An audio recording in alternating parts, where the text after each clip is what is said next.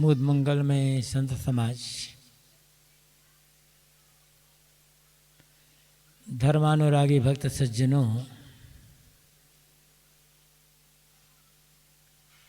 श्रद्धा मूर्ति देवियों, बहुत सारी बातें सुनी जा चुकी है।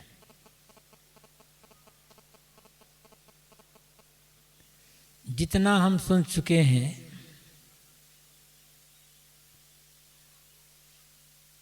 उतने में से 2-4% भी ग्रहण करके उनका आचरण कर सकें तो हमारा जीवन बड़ा प्रसन्नतादायक और आनंददायक हो सकता है।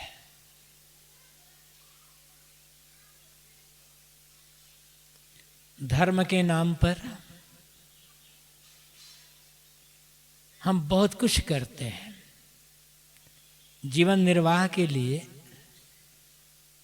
परिवार पालन पोषण के लिए तो हम बहुत कुछ करते ही हैं, अपने अपने ढंग से लोग करते ही हैं। जीवन निर्वाह, परिवार पोषण, व्यापार आदि के काम करते हुए आदमी धर्म के क्षेत्र में भी धर्म के नाम पर या देवी देवता भगवान भगवती के नाम पर बहुत कुछ करता है। लेकिन ये बहुत कुछ करने का अर्थ क्या होता है?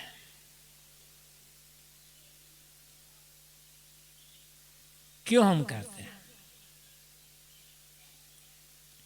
क्या ये धर्म की जो बातें हैं केवल कहने सुनने के लिए होती हैं? मंदिर जाना, पूजा करना, आराधना करना, उपासना करना, यह केवल मनोरंजन के लिए या लोक दिखावा के लिए होता है? या ध्यान चिंतन आदि करते हैं, ये भी केवल समय गुजारने के लिए करते हैं? या अपने जीवन में और अपने आसपास के जीवन में कुछ परिवर्तन लाने के लिए करते हैं?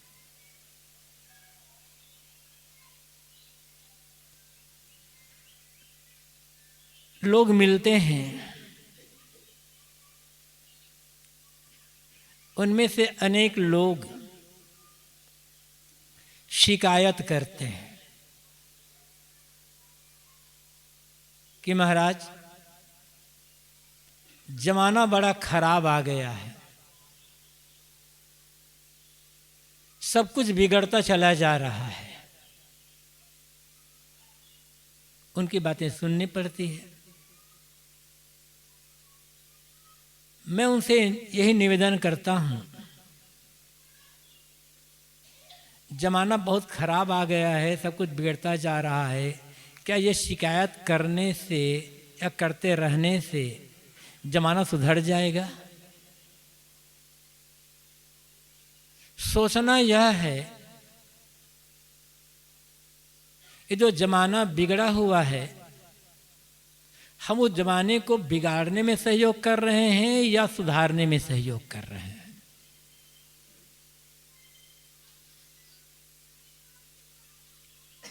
हम सबको, हर व्यक्ति को, साधु हो, गृहस्थ, स्त्री पुरुष हो, जिनके पास भी थोड़ी समझ बुद्धि है, हम सबको यह सोचने की आवश्यकता है कि जैसा समाज हम देखना चाहते हैं या अपने परिवार के लोगों को हम जैसा देखना चाहते हैं, क्या उस वैसा हम काम कर रहे हैं? जिस समाज की हम कल्पना करते हैं ऐसा समाज चाहिए, तो वैसे समाज निर्माण में हमारा क्या योगदान हो रहा है? हम क्या कर रहे हैं? यदि हर व्यक्ति यह सोच ले और सोच करके एक अच्छे समाज के निर्माण में या अच्छे परिवार निर्माण में अपना काम शुरू कर दे तो सारी शिकायत मिट जाएगी। जमाना खराब हो गया है, जमाना कुछ होता ही नहीं है। जमाना आदमियों से बनता है, जमाना से आदमी नहीं बनता। जमाने को हम और आप बनाते हैं, लेकिन हम केवल शिकायतें करते रह जाते हैं, लोगों की त्रुटियां कमजोरियां देखते चले जाते हैं, उनकी बुराई करते चले जाते हैं। मैं स्वयं बदलूं और बदल करके एक अच्छे नागरिक का आदर्श प्रस्तुत कर सकूं, क्या इसके लिए हम लोग कुछ कर रहे हैं या नहीं कर रहे हैं? मंदिर जाकर पूजा आराधना करना धर्म नहीं है, वो एक कर्मकांड है, एक विश्वास है। मंदिर जाकर पूजा करने मात्र से, आरती वंदना करने मात्र से यदि हमारे जीवन में, हमारे समाज में परिवर्तन आता तो अब तक हमारा देश इतना सुंदर हो गया होता कि कहीं कोई किसी बात में शिकायत नहीं करनी पड़ती।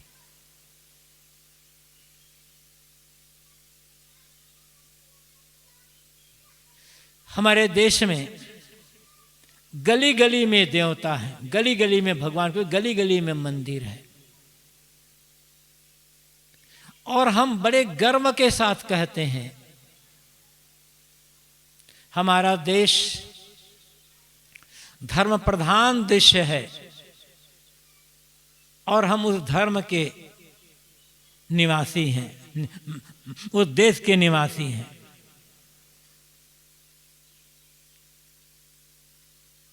ठीक है, अच्छी बात। लेकिन जैसा हम आसपास का समाज देख रहे हैं, जो एक वातावरण का निर्माण हम कर रहे हैं और चारों तरफ शिकायतें सुनने में आ रही है, उसे देख कर को तो ये नहीं लगता है कि हमारा देश धर्म प्रधान देश है। क्योंकि यहां तो धर्म लोगों के जीवन में दिखाई ही नहीं पड़ रहा है, हमारे जीवन में दिखाई नहीं पड़ रहा है। कभी रहा धर्म प्रधान देश या नहीं रहा है, हम इस पर चर्चा नहीं करेंगे, वो तो बीत गया है। आज का हमारा व्यवहार कैसा है, ये सोचने की बात है। आखिर धर्म है क्या?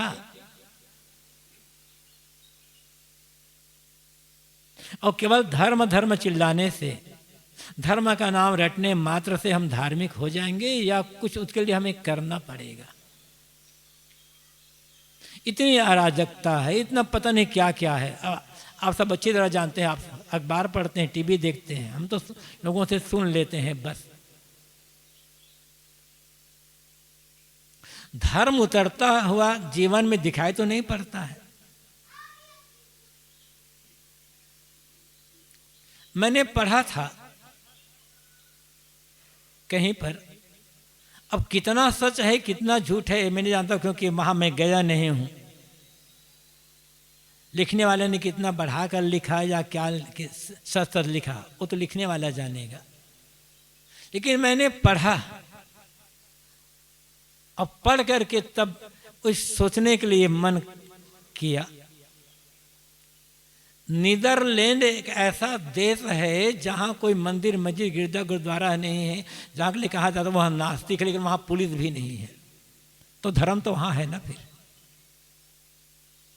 हम इतने धार्मिक, हम इतने धार्मिक, हम इतने धार्मिक, हमें सुधारने के लिए पुलिस की आवश्यकता पड़ गई, हमें सुधारने के लिए तमाम नियम कानून कायदे की आवश्यकता पड़ गई। एक धार्मिक आदमी सुधारने के लिए इतनी पुलिस की व्यवस्था, तो अधार्मिक सुधारने के लिए क्या होगा? फिर कभी सोचते विचारते हैं?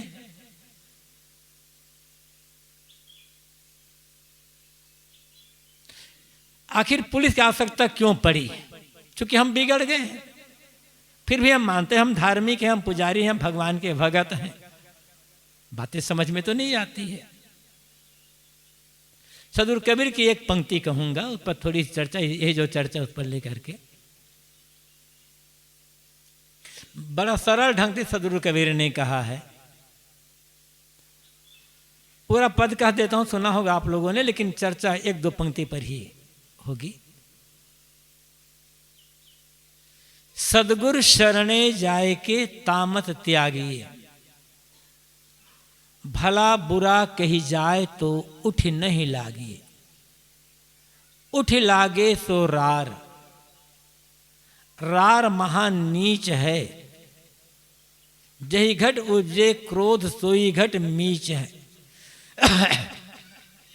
जो कोई गाली दे तो जवाब मत दीजिए, गल अमृत तेरे पास घोरी क्यों न पीजिए। अमृत फल लिए हाथ, रुचे नहीं रार को। स्वान को यही स्वभाव गहे पुनिहार को।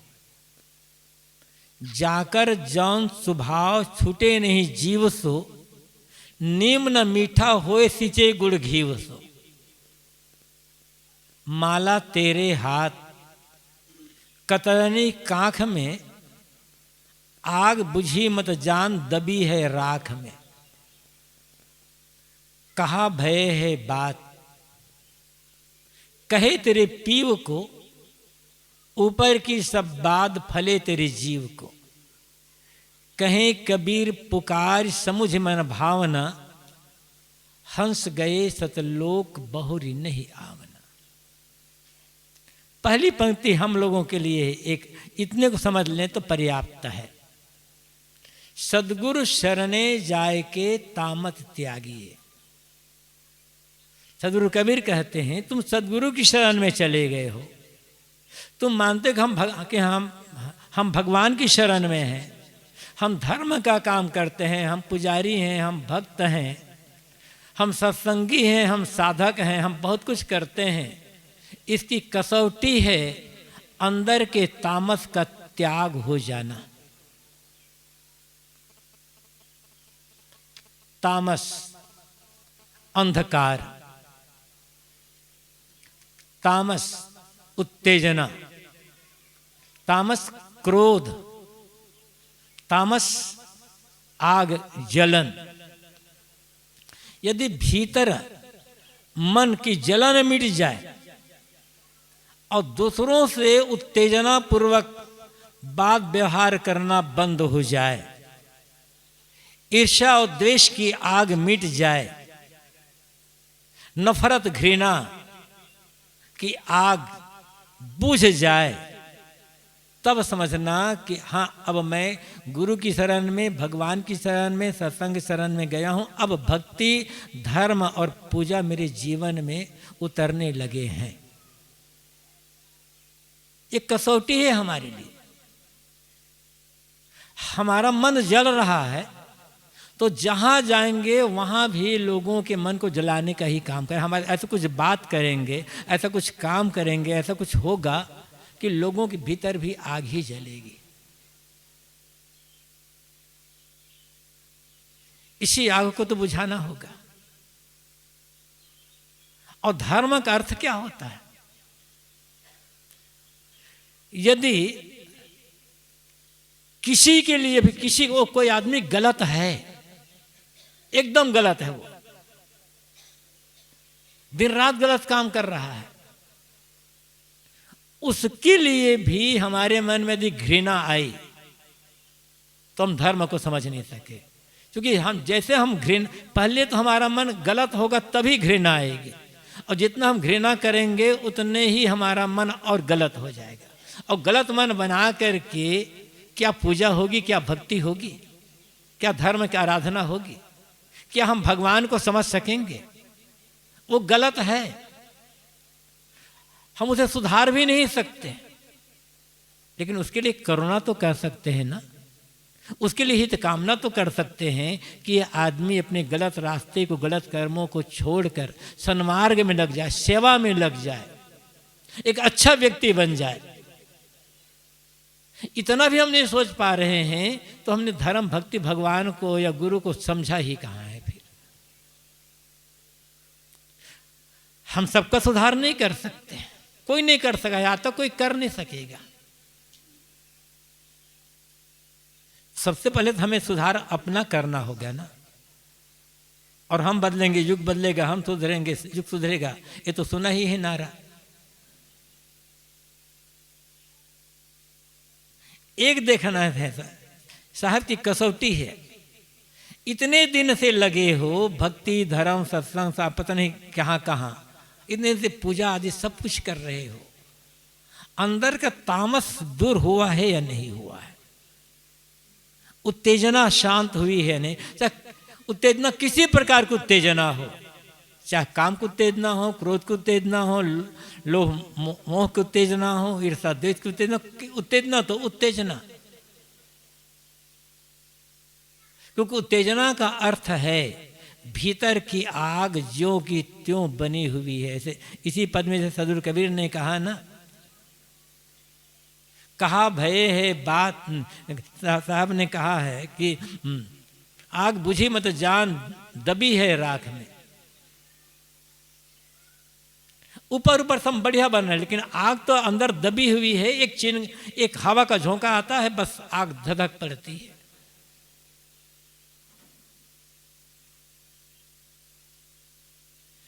ये कसौटी है हम सब के लिए। आप चाहे जिसको मानते हो, आप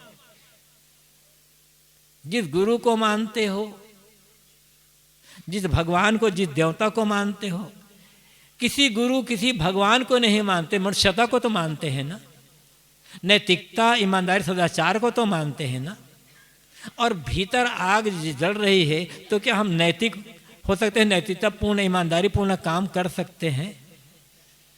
दूसरों के साथ सद्भावनापूर्ण व्यवहार कर सकते हैं? आत्मा परमात्मा की बात छोड़िए, मरने के बाद क्या होगा ये चिंता छोड़ दे, क्योंकि मरने के बाद क्या होगा कोई नहीं जानता है और कोई जान नहीं पाएगा। शास्त्रों में क्या क्या लिखा है वो सब केवल अनुमान अटकल की बात है।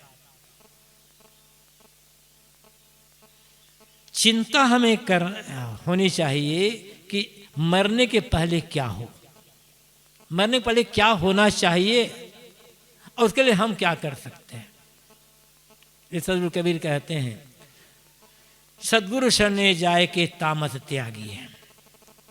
अब यदि हम कहते हैं हमारे भीतर का तामस मिट चुका है, भीतर की आग बुझ चुकी है, भीतर शांत हो चुका है, भीतर शांति है, प्रसन्नता है, कोई नफरत द्वेष घृणा का भाव नहीं मन में, इसकी कसौटी क्या है? भला बुरा कही जाए तो उठ नहीं लागिए। कोई तुम्हें भला बुरा कह दे, भला बुरा का मतलब क्या है? तो कोई तुम्हारी निंदा करे, बुराई करे, आलोचना करे, तुम्हारे विरोध में काम करे, तो इस सबको देख करके प्रतिक्रिया में मत पड़ना। और हमारे मन में हर समय प्रतिक्रिया, हर समय हम प्रतिक्रिया में जीने के आदती बन गए हैं, और प्रतिक्रिया हमारी हार है।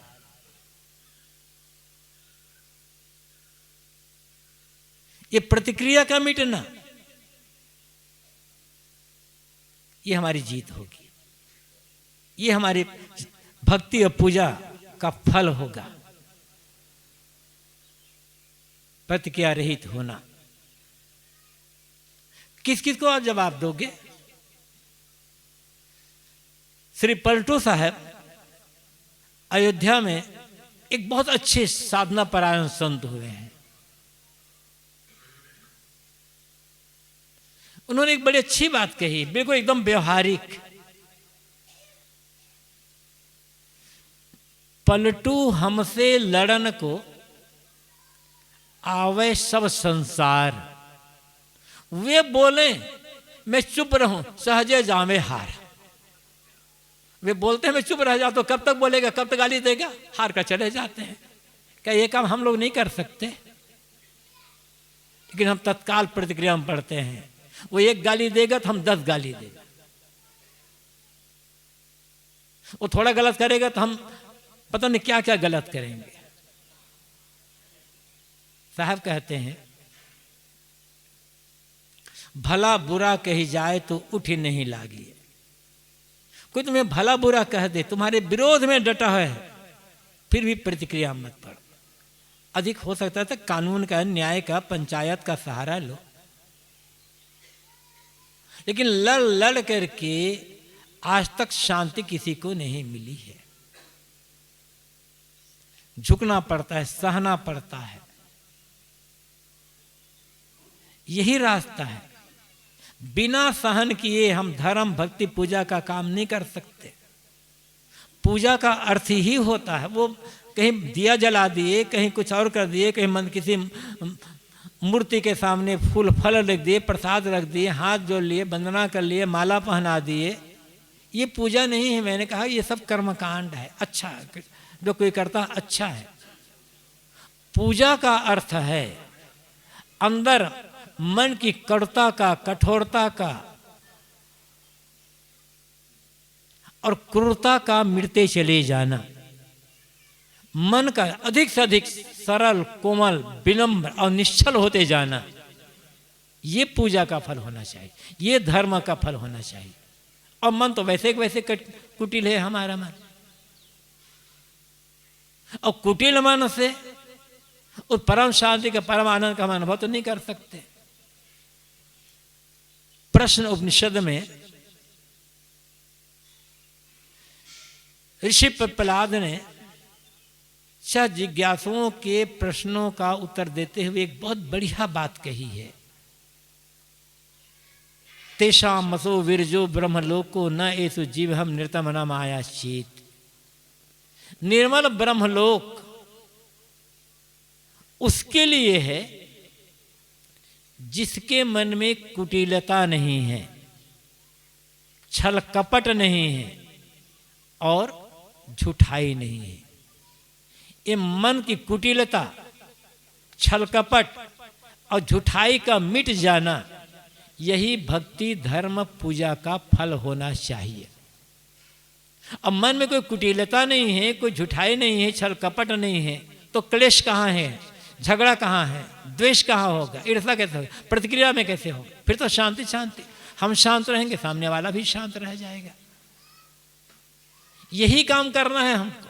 इसके किए बिना आत्मा परमात्मा की बात समझना संभव ही नहीं। जबानी हम समझ लें बात अलग है। आत्मा शीतल है, शांत है। हमारा स्वभाव, हमारा स्वभाव शीतल शांत हुआ या नहीं हुआ है? आत्मा पवित्र है, चलो मानते हैं। हमारा मन पवित्र हुआ है या नहीं है? हमारा व्यवहार पवित्र है या नहीं है? आत्मा पवित्र है, ब्रह्म पवित्र है, परमात्मा पवित्र है। क्या ये गाने मात्र से हो जाएगा ये सब? क्या उसका बोध हो जाएगा? शांत मन में, शीतल मन में तब बोध होगा ना। और हम तो रात दिन जल रहे हैं प्रतिक्रिया में। साहब कहते हैं भला बुरा कही जाए तो उठ नहीं लगे। कोई तुम्हें भला बुरा कह दे तो उठ करके लगना मत। और साहब इसको गहराई से कहते हैं, जो कोई गाली दे तो जवाब मत दीजिए। गल अमृत तेरे पास, घोर क्यों ना पीजिए। कोई तुम्हें गाली दे तो गाली का उत्तर गाली से मत दो। गाली से उत्तर गाली से देना कमजोरी है। और सदैव याद रखना होगा, गाली सदैव कमजोर आदमी देता है, या जिसका पक्ष कमजोर होता है, जिसकी बात कमजोर होती है, वही आदमी गाली देता है। मजबूत आदमी जिसका पक्ष सही होगा, जिसकी बातें सही होगी, जिसका आचरण सही होगा, जिसका ज्ञान सही होगा, जो अंदर से ठोस होगा, उसकी जबान से गाली कहाँ निकलेगी। यदि हमारी जबान से गाली निकल रही है तो भीतर हमारे कहीं ना कहीं कमजोरी, हम भीतर से किसी न किसी बात को लेकर हम कमजोर पड़ रहे हैं। उस कमजोरी दबाने के लिए हम गाली दे रहे हैं। गाली वीरता नहीं है, गाली कमजोरी का लक्षण है। और थोड़ी कठोर भाषा में कहें तो गाली हमारी मूर्खता की पहचान है, हमारी असभ्यता की पहचान है। हम धार्मिक भी हैं, हम पुजारी भी हैं, हम भक्त भी हैं, हम सत्संगी भी हैं, हम साधु महात्मा भी हैं, हम साधक भी हैं, लेकिन अंदर गाली है, क्योंकि भीतर मूर्खता छिपी हुई है। अभी भीतर की जो असभ्यता छिपी हुई है, इसी को समझना है और उसी समझ करके ही इन्हें दूर करना है। इसी के लिए पूजा भक्ति का मार्ग होता है। तो जो कोई गाली दे तो जवाब मत दीजिए। साहब कहते हैं तो कोई तुम्हें गाली दे तो गाली को उत्तर गाली का जवाब गाली से मत दो, क्योंकि गाली को उत्तर गाली से देंगे ना तो गाली का सिलसिला शुरू हो जाएगा। गाली दिया किसी ने, हम चुप रह गए, बस गाली वहीं के वहीं मर जाएगी। गाली को मारने का तरीका है चुप हो जाना। इस संदर्भ में सदगुरु कबीर ने एक बहुत बढ़िया साखी भी कही है, याद भी होगी आप लोगों को।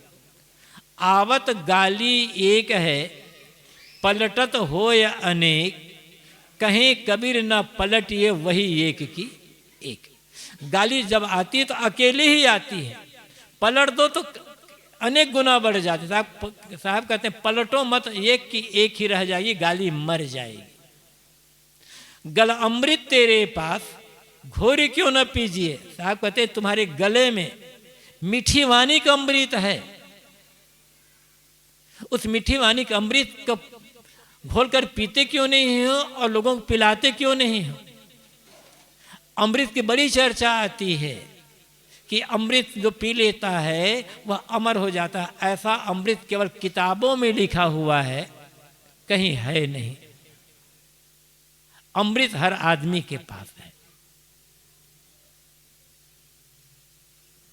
यह इस प्रसंग में अमृत का अर्थ है मीठी मधुर वाणी, लेकिन उस मीठी मधुर वाणी में कोई छल ना हो, कोई कपट ना हो। निश्चल मन से जब, निश्चल हृदय से जब वो मधुर वाणी निकली तो वो मीठी है। साहब कहते उसे घोल कर पियो। इस संदर्भ में अक्सर मैं उदाहरण दिया करता हूं महाभारत एक मंत्र का, उसका कर अपनी बात समाप्त करूंगा मैं। वेद व्यास जी ने बहुत बड़ी अच्छी बात कही है। हम लोगों के लिए अमृत है, बात तो अमृत है, लेकिन हम लोगों के लिए भी अमृत है। हमारे जीवन अमृत बन जाएगा। उन्होंने कहा है नाहम शब्द प्रशपामि किंचित दमम द्वारम है अमृत से वेदमी गुह्यम ब्रह्म तदिदम ब्रवीमि न मानुष्यात् श्रेष्ठतरम ही किंचित। इस पहली पंक्ति का भाव है, वेद व्यास जी कहते हैं लोगों ने मुझे गाली दी है। जरा सोचें, वेद व्यास जैसे महापुरुष संस्कृत साहित्य में वेद व्यास जैसा विद्वान आज तक नहीं हो, जितना सब सारा तो वहीं से जुड़ा हुआ है। व्यास गद्दी उनके नाम पर ही बनती है। वे वेद व्यास कहते हैं लोगों ने मुझे गाली दी। कितनी बड़ी बात है, कौन गाली नहीं पाया है आज तक दुनिया में। लेकिन उनकी विशेषता क्या है, वे कहते हैं बदले में मैं थोड़ी भी गाली नहीं देता हूं। लोगों ने मुझे गाली दी किंतु बदले में मैं थोड़ी भी गाली नहीं देता हूं। लोगों ने पूछा महाराज क्यों, तो वे कहते हैं दमम द्वारम या अमृत से वेद में, क्योंकि मैं जानता हूं अपने मन को मार लेना, झुक जाना, सहन कर लेना अमृत के द्वार में प्रवेश करना है। हम और आप सब पूरी जिंदगी अमृत के भवन में निवास कर सकते हैं। हमारी पूरी जिंदगी अमृत बन सकती है, बस सहनशीलता और लोगों साथ प्रेम, आदर, सेवा का, मीठी वाणी का व्यवहार। जब ये हो जाएगा ना, तब आध्यात्मिक क्षेत्र में हम आगे बढ़ पाएंगे, तब हमारी साधना सफल होगी। अगली पंक्ति में कहते हैं गुह्यम ब्रह्म तदिदम ब्रवीमि न मानुषास्य तरम ही किंचित, कि मैं गोपनीय बात बताता हूं, इस दुनिया में मनुष्य से बढ़ करके कोई नहीं है। हम आप मनुष्य हैं, अपनी मनुष्यता को समझना होगा। और जो अपनी मनुष्यता को समझ लेगा वो धर्म को समझेगा, भक्ति को समझेगा, पूजा समझेगा। और जो मनुष्य को समझ लेगा उसे ईश्वर परमात्मा को समझने में विलंब नहीं लगेगा। और जो मनुष्य को नहीं समझ सकता, जो मनुष्य का अनादर करता है, मनुष्यता का अनादर करता है, मानवीयता का, इंसानियत का अनादर करता है, न वो धर्म को समझेगा, न आत्मा को समझेगा, न परमात्मा को समझेगा। आत्मा परमात्मा को समझना है तो मनुष्यता को, नैतिकता को, ईमानदारी को समझना होगा, ऐसा व्यवहार करना होगा, और साथ साथ सारी कामनाओं छोड़कर निष्काम बन करके प्रेम, उदारता, सेवा का व्यवहार करना होगा। हमारे जीवन में शांति आएगी, दूसरे जीवन में शांति आएगी, और तब जा कर के हम एक अच्छे समाज का निर्माण कर सकेंगे। इसके लिए पहला कम से कम हम अपने को सुधारें। मैंने शुरू में कहा था, जिस एक अच्छे समाज की संकल्पना हमारे मन में है, उस समाज निर्माण के लिए मैं क्या कर रहा हूँ, क्या कर सकता हूँ, ये सोचना है, और सोच करके हमें उस दिशा में आगे बढ़ना है। आप सबको बहुत बहुत धन्यवाद। अपनी वाणी को यहाँ विराम।